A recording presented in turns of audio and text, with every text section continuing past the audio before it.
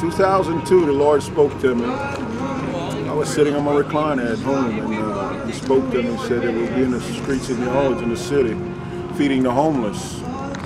And Ma asked me, my wife Deborah here, we're a team, and she said, well, every now and then she'll come and say, what the Lord speaking? I said, well, we'll be feeding the homeless in the city. She thought I was crazy. Thought to be a preacher, missionary, whatever. We had to go out of town, out of state, out of the country.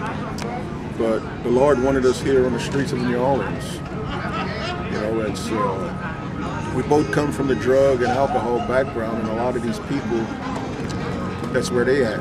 They're lost and they're bound, and some are mentally. And the background in my wife's family and some in mine, we used to that, how to deal with it. But it's just a calling of the Lord. He called us, and we're just being obedient to come do what He wants to do. Because Scripture says, when you do it the least to the brother, you did it unto me. And that's what we're doing. We're just coming out and love these people because they're already condemned, living on the streets. And we're coming here to lift them up because they are a child of God. Yeah, we come here to shout.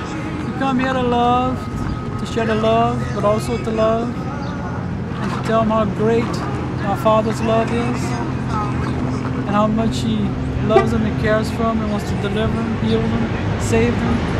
And He died a crucial death on the cross for the love of Christ, because the Father's love is so great.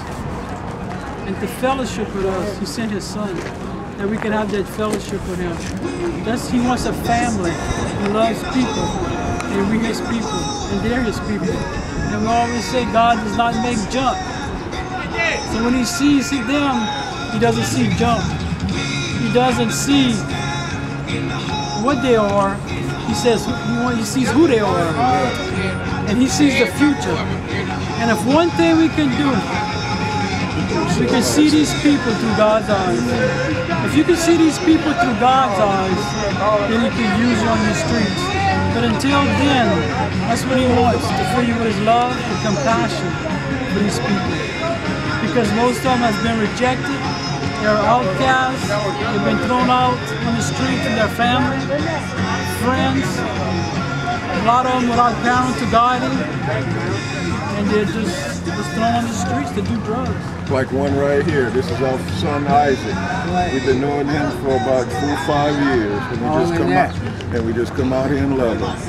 Just like Jesus says, when you do to the least of the brethren, you're doing it unto me. And one thing before we finish, whoever's looking at this or whatever, Jesus is the way, the truth, and the life. Amen. Amen.